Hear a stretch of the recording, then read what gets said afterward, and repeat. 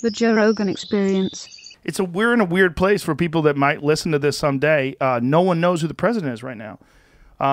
The election went on last night, but it hasn't been decided, and it might not be decided for 3 or 4 days. They think that Pennsylvania is the big one, and they don't know who's going to win Pennsylvania. And if he wins Pennsylvania, apparently he wins. Maybe if he wins one other state in Pennsylvania, he wins. But if he loses Pennsylvania, Biden wins. And it could be real weird. Do you think you'll do you think you'll run for president someday? Me? No fucking chance. That's a terrible job. It seems like they just distort who you are. They push a narrative. They say things about you that are horrible.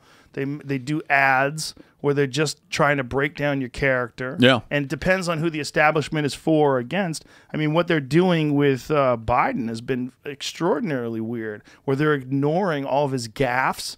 They're ignoring all of these like real legitimate. I don't think you can say that they're ignoring his gaffes. I mean, you can go watch gaff compilations. Yeah, but not on CBS, not on NBC, not his allies. Look, yeah. Anybody who is in the news is not in the news. You're in the news. You're in the business of distributing the news that you want people to see. Yeah. Like, you don't want people to see him thinking he's running for Senate. He's like, well, the reason why I'm running for senator, you know, like you don't want to hear that, so they don't show it.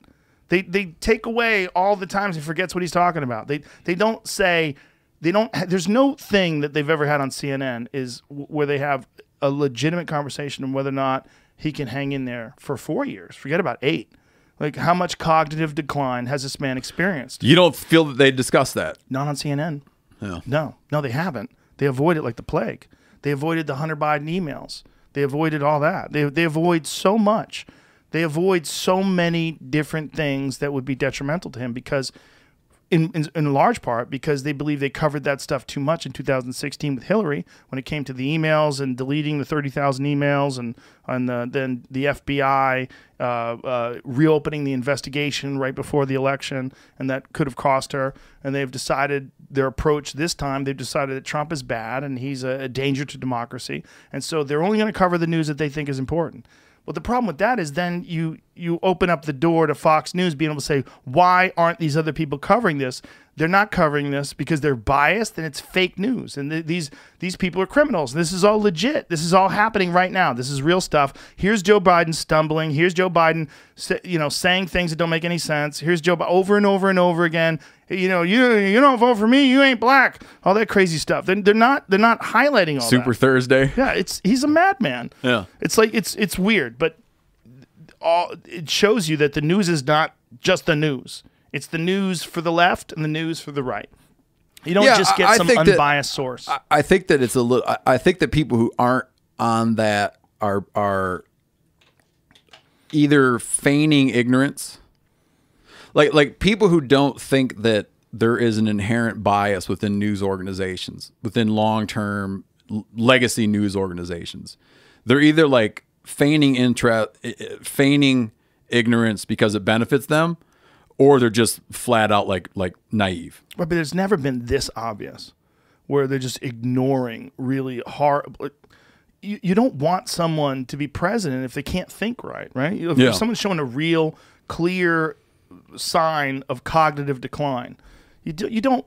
You're supposed to highlight that. Like, this is part of the news, but they had already picked him to be the guy running for the Democratic Party, and they just decided to just ignore all that shit. Yeah.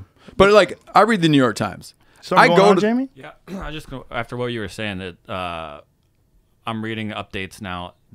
As of now, they've called Wisconsin for Biden. Arizona has not officially been called, but I'm seeing that it's called. And if he just wins Nevada and Michigan, which he's currently up in, that's enough to give him 270. And it doesn't matter about PA. It doesn't matter about Pennsylvania at that moment. Oh, so Biden's going to win. That I don't know. That's the part of, like, I heard last night, I think it was Karl Rove actually that was saying on Fox News that this reporting number is not accurate because they have no idea how many people voted right now and how many mail-in ballots or early ballots are sitting out there.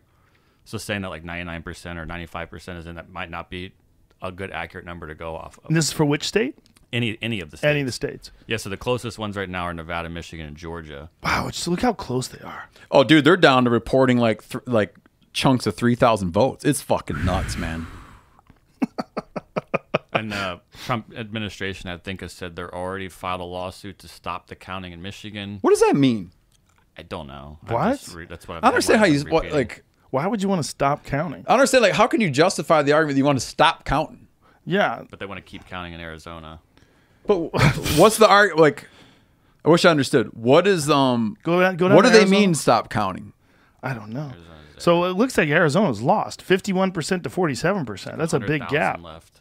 100,000 gap. Yeah. With 80, well, it's only 84, so they have 16% of the possible vote out there. Yeah, but what's pissing off Trump though is what's pissing off his team is that what they're counting are mail-ins, and mail-ins are Democrats are way more likely to vote mail-in. Yeah, right. So that's like, I'm sure I'm telling you Yeah. something you already know. Yeah, Yeah. that's his gripe about these things that are laying around, and then I think that he thinks they're just going to start making them up. He tweeted earlier, like, he's like, they keep finding Biden votes in all these states. Like, Yeah, he's like, someone's going to find 4,000 Biden votes somewhere. Which I don't know. Sure. They also made weird rules in some states where the signature on the envelope does not have to match the actual person's signature. Like when you sign the envelope for a mail-in ballot. Really? Yeah, I know my midterm ballot got thrown away. Because it didn't look like your signature? Like I got a note. I was out of town. I got a call. There was a problem with my ballot. By the time I got back, it was over, and I didn't get counted. And did they say why? Yeah, it was like I didn't sign and date it right, or didn't sign and date where I was supposed to sign and date. Oh. I thought I was like quite pleased with democracy. The fact that they tried to call me to rectify the situation, I would have had to like do a bunch of stuff, and there'd be no way. I think they probably knew there's no way I had enough time to do everything I need to do. But the fact that some dude would like place a call to be like, "Bro, your vote's not counting." Wow. You call back or you got to do X, Y, and Z in a hurry to get your vote in, and I missed. Biden wins Wisconsin. Fox News projects limiting Trump's chances of reaching 270 electoral votes. Wow. So if Biden won Wisconsin, Wisconsin's in. So it's kind of over, right? They're going to go to lawsuits now, so we'll see how it goes. Man, I just lost $300. Episodes of the Joe Rogan Experience are now free on Spotify. That's right, they're free. From September 1st to December 1st, they're going to be available everywhere. But after December 1st, they will only be available on Spotify, but they will be free. That includes the video. The video will also be there. It'll also be free. That's all we're asking. Just go download Spotify. Much love. Bye-bye.